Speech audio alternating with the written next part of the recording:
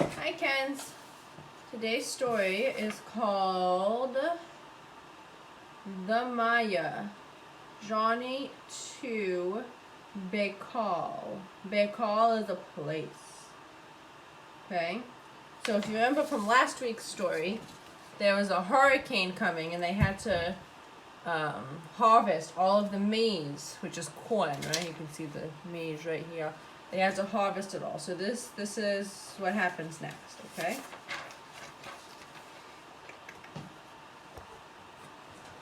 Luckily, although the winds of the hurricane were very noisy, the storm did not damage Kanal's home very much at all.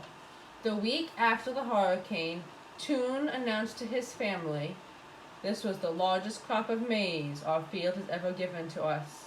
The God of maize has been good to our people. Your mother and I have decided that all of us should go to Bakkal for the festival of the first star to thank him. Now that we have enough food, I want to offer thanks at the great temple for the good things the gods have done for us." Okay, Ken. So, where are they going? To the big city of Bakkal, right? And why are they going there? To thank the god of maize, right? Because they think that the god of maize is what gave them so much corn, right? Okay. Keep going. Well, you can imagine the excitement. Kanal's sister, Ikal, couldn't stay still.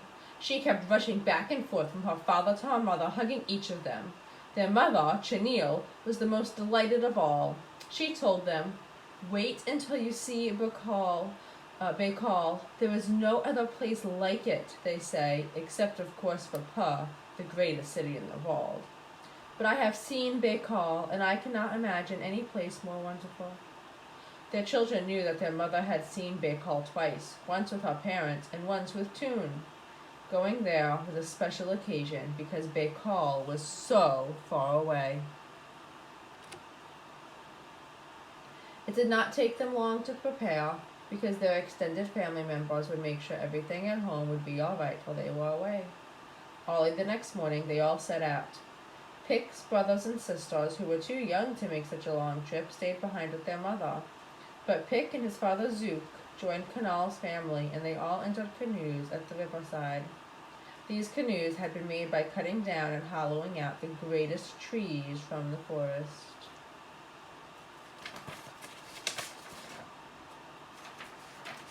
These are canoes, right, Kens? These are canoes. So to make the canoes, they cut down the tree and then they dug out and cut out a bunch of the wood to make the boat. The paddles noiselessly slid through the water.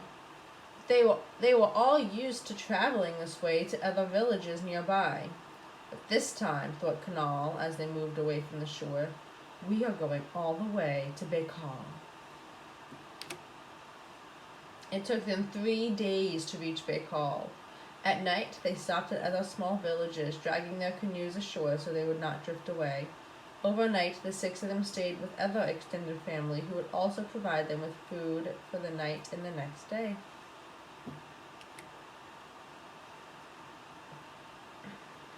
At about noon on the 3rd day, the river brought them out from among the trees into an enormous flat plain. A flat plain is like a big field, Kenzi.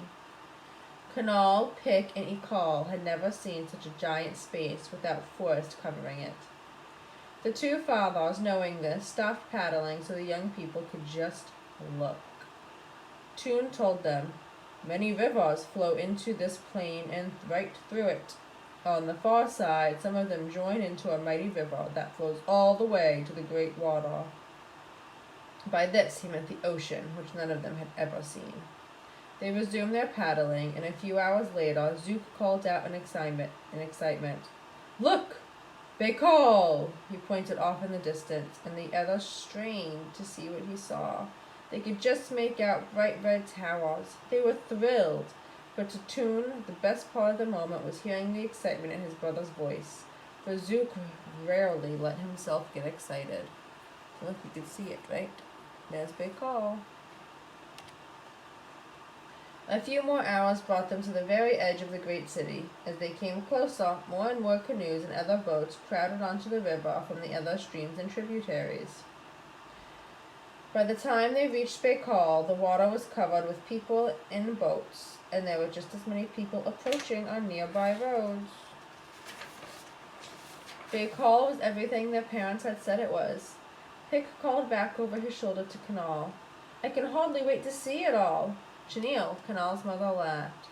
We'll be lucky to see even a part of it. There is so much to see. Toon, grabbing the end of the canoe as he waded through the water towards the shore, said, Tomorrow we will see the greatest towers for ourselves. Then you will truly know the wonder of Bakkal.